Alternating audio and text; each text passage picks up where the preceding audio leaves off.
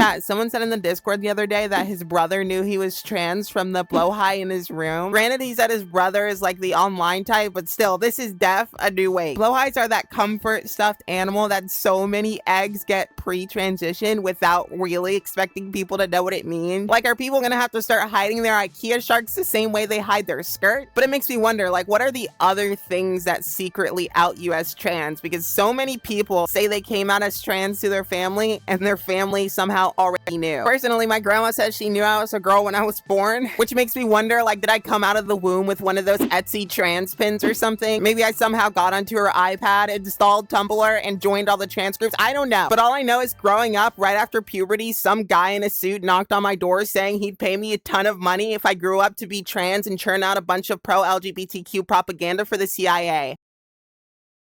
In a MAGA dream. In real life, when I hit puberty, I started getting all this hair and musk and like manliness, and I was very grossed out. So I began my transition, and my transition really started like, kind of slow, like everyone's does, like just sort of me experimenting with clothing. I had hoodies I cut in half to look like a crop top, which I sucked at cutting, by the way. So the bottom literally looked like shark jaws. Then I would like go into the bathroom and look at myself with the crop top hoodie on. But I shared a room with my brother who I wasn't out with yet. So after I was done in the bathroom soaking up all the euphoria, I had to find a place to hide the hoodie. I think I considered burning it because I didn't know what else to do. I ended up putting it under my bed, which it was never found. But imagine if somebody found it or my brother found it. I was so not ready for that. Like, that's an instant out, you know? We gotta be careful out here. And if he did find the crop top, I probably would have said I was gay, like as a shield, a gay Minecraft shield. But it could also just be the small stuff you think people wouldn't notice that out to you. I particularly remember changing my phone background to something trans friendly. Immediately noticed by my mother. It was 10 minutes basically. Also, one time I went to go get my ears pierced, and this is when I was still boy moding, and my hair was straightened at the time, but it was still short, and I wore a hat on top of it, so I looked like a boy, I think. So anyway, we get to the mall, and I sit at like the little booths where you get your ears pierced, and the pierce lady almost immediately says, "Are you transitioning?" I'm sitting there like, what the f***? Are these people sidekick? We have my grandma somehow knowing I was before I even formed a thought. And we have this random ear piercer who's got like a Neuralink just reading my thoughts. I was vexed that day. Like, at this point in my transition, I didn't even have a choice to hide it, no matter how much I tried. And I look like a boy. I literally don't understand. The thing is, she didn't say, you know what I mean? You're getting your ears pierced. Sure, you know, you might be a little gay. She didn't say that though. She said, "Are you transitioning?" How? How do you know? But I still said, no, I'm not transitioning. And my masculinity was so threatened at the time, I happened to remember the most important part of getting your ears pierced in my town. So let me give you some background. So there was this thing everywhere in the 60s and 70s where depending on which ear you pierced, you were considered gay. I mean, the stuff the human race comes up with. But for some reason, in my small town, this sentiment was carried forward to modern day. And like I said, my masculinity was so threatened by her asking if I was transitioning that I suddenly remembered this really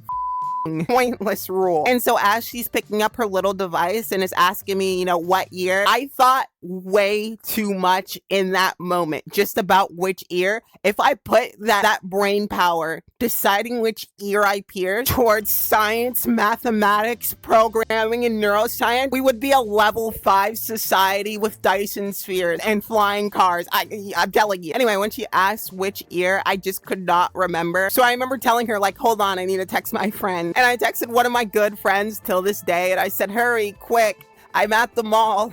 I'm at the mall, quick. Which ear isn't the gay ear? And he's like, what the fuck are you talking about? I'm like, which ear should I pierce so that people won't think I'm gay? He's like, oh, pierce the left one. It's just wild how I was so afraid of being outed, and I pretty much failed miserably. And another thing that can out you if you're not careful is having your phone just out and available for everyone. Like, you never know when someone's gonna say, hey, I need to use your phone to make a call or do this or that, etc. And then you have like what does egg mean? Searched up in Safari, or r/trans open on Reddit. And I remember it was around the time of the ear piercing where I turned on a lock setting for my phone. So whenever someone would use my phone, all I did was triple click on the power button and it locked the phone to that specific app so people couldn't leave it. And obviously my family noticed this when I lended them my phone. And I remember my sister or brother suggesting that I did that because I watched pornography. And I remember thinking, I'll take it. A fan of Belle Delphine over a fan of Belle Shark thing.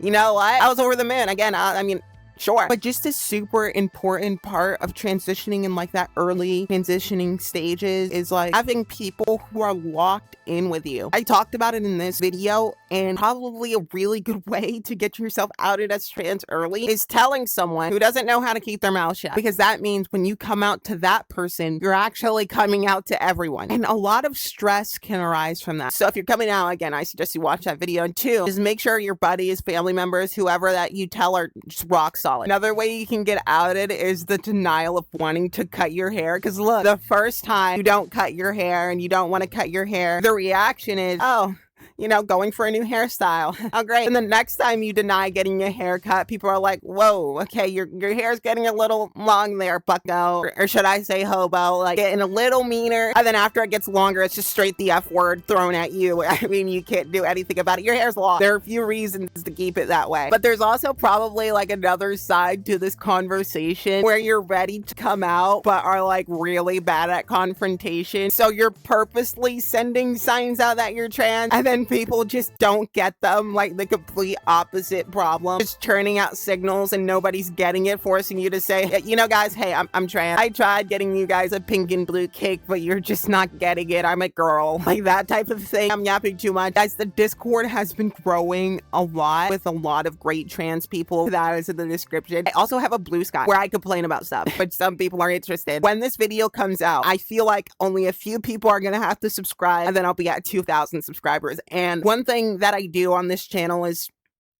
let me not like, you know, cry or anything, but one thing that I do on this channel is I like be myself. Growing up, I never like was myself because I noticed people didn't like it. It's not that people didn't like I was trans. It's that people like literally just didn't like me because of my personality. And to have 2,000 people actually want to hear what I'm saying is just, it's like, it's absolutely incredible because I'm able to be real and people like that. And it's something I'm so not used to. And to start this channel less than 6 months ago, and that kind of growth is just, I always don't understand. I don't understand you guys. I don't understand why. Anyway, I want to thank you guys all so much. I'm probably gonna have new PFPR for 2,000 subscribers today. Like literally when I upload this video, new PFPR out. But anyway, see, I keep. This is like trying to exit a phone call, you know, like you're almost done with the phone call and you're like, goodbye. And then it's like, wait. And then you yap for another 5 minutes. This is what I'm doing right now. But okay, we're truly done.